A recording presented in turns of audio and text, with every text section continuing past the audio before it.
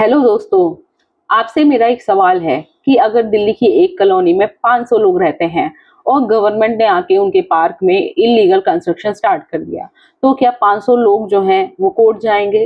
क्या 500 वकालतनामा देंगे या 500 एफिडेविट देंगे या 500 एविडेंस जाएंगे?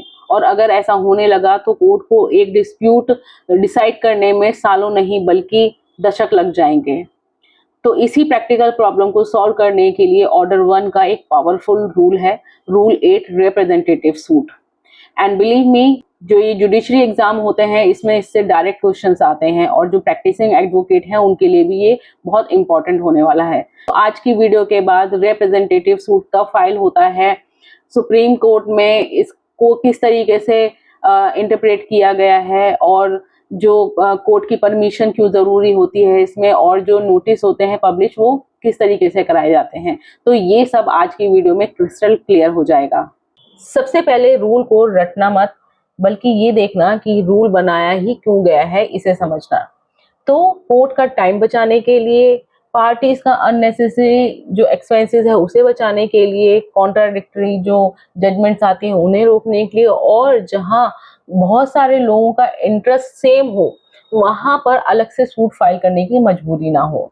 ये रूल जुडिशरी इकोनॉमी का एक एक्सीलेंट एग्जाम्पल है।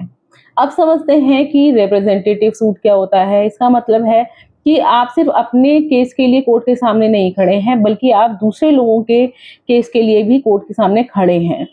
और इस रूल में जो कोर्ट है वो बहुत ही कॉशियस हो जाती है, क्योंकि जो जजमेंट आएगी वो सिर्फ प्लेंटिफ को ही नहीं बल्कि जो रिप्रेजेंटेटेड पर्सन है उसे भी अफेक्ट करती है।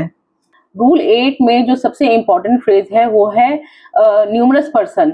न्यूमरस पर्सन मतलब कितने? 20, 100, 1000।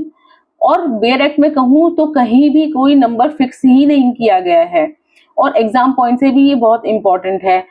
न्यूमरस का मतलब है कि लार्ज नंबर, और सीपीसी में, बेयर एक्ट में कहीं पर भी एग्जैक्ट जो न्यूमरस लिमिट है, न्यूमेरिकल लिमिट्स है, वो कहीं दी ही नहीं गई है। जो कोर्ट है वो फैक्ट्स देखकर ही डिसाइड करती है। अब सेकेंड रिक्वायरमेंट ये है कि सिर्फ पर्सन ज्यादा होना ही काफी नहीं है, बल्कि उन सबका सेम इंटरेस्ट भी होना चाहिए। और यही जो कॉन्सेप्ट है सबसे ज्यादा कंफ्यूज करता है। बहुत से लोग ये गलती करते हैं, वो समझते हैं कि सेम इंटरेस्ट मतलब सेम कॉज ऑफ एक्शन, लेकिन ये गलत है। Same interest same cause of action का से बिल्कुल अलग कॉन्सेप्ट है। एग्जाम्पल के साथ समझते हैं। सपोज एक सोसाइटी में 300 फ्लैट्स ओनर्स हैं, और जो वहाँ का बिल्डर है उसने मेंटेनेंस को इलीगली तरीके से उसे बढ़ा दिया, तो जो सारे ओनर्स हैं वो सारे अफेक्टेड हैं सोसाइटी के। लेकिन हर ओनर का अमाउंट अलग हो सकता है, क्योंकि फ्लैट के साइज भी अलग हुए हैं उनके, और जो अग्रीमेंट डेट्स हैं वो भी अलग हैं। लेकिन जो उनका बिल्डर के साथ जो डिमांड चैलेंज करना है वो सबका जो इंटरेस्ट है वो सेम है। तो यही होता है सेम इंटरेस्ट। सुप्रीम कोर्ट ने भी बार बार क्लैरिफाई किया है कि रूल 8 का जो फोकस है वो टेक्निकल सिमिलैरिटी पर नहीं बल्कि जो कॉमन इंटरेस्ट है उस पर है। अगर कंट्रोवर्सी के जो सेंट्रल इशू है वो सबके कॉमन है, तो जो रिप्रेजेंटेटिव सूट है वो मेंटेनेबल हो सकता है। अब आते हैं सबसे इम्पोर्टेंट रिक्वायरमेंट पर, लीव ऑफ कोर्ट। लीव का यहाँ मतलब छुट्टी से नहीं है। यहाँ लीगल लैंग्वेज में जो लीव का मतलब है वो है कोर्ट की परमिशन। यानी ये जो परमिशन है कोई फॉर्मल नहीं होती है, बल्कि एक सेफ गार्ड है। तो कोर्ट पहले सेटिस्फाई होगी कि जो रिप्रेजेंटेटिव है वो केस लड़ेगा, और जिन जिन का भी इंटरेस्ट है वो कॉमन है, और किसी का इंटरेस्ट जो है वो किसी तरीके से प्रेजुडाइज तो नहीं हो रहा है, उसके बाद ही कोर्ट जो है वो लीव देती है। अब एक लॉजिकल क्वेश्चन कि अगर कोर्ट परमिशन दे भी दे तो जो बाकी लोग हैं उन्हें कैसे पता चलेगा कि कोर्ट में उनकी तरफ से कोई केस लड़ रहा है?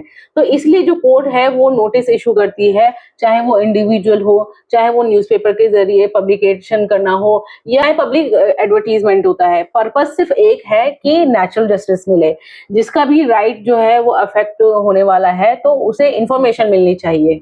अब एक एग्जाम टिप, आपने रूल 1 पढ़ा था जिसमें था कि सेम ट्रांजैक्शन, और रूल 8 है सेम इंटरेस्ट। तो ये दोनों एक नहीं है, और जो जुडिशरी एग्जामिनर होते हैं वो इसी से ही डायरेक्ट जो है वो ऐसे कंफ्यूजिंग क्वेश्चंस पूछते हैं।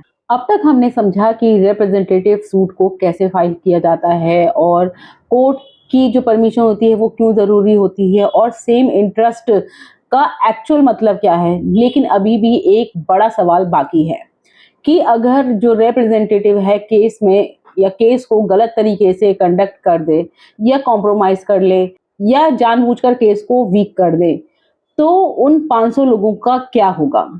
क्या जो जजमेंट है उन पर भी बाइंडिंग होगी और क्या वो बाद में सूट जो है वो अलग से फाइल कर सकते हैं। तो इन्हीं सब इम्पोर्टेंट इश्यूज को हम नेक्स्ट पार्ट में डिकोड करेंगे। और अगर ये वीडियो आपको पसंद आई हो तो वीडियो को लाइक शेयर और चैनल को सब्सक्राइब करना ना भूलें। मिलते हैं नेक्स्ट वीडियो में, तब तक के लिए जय हिंद।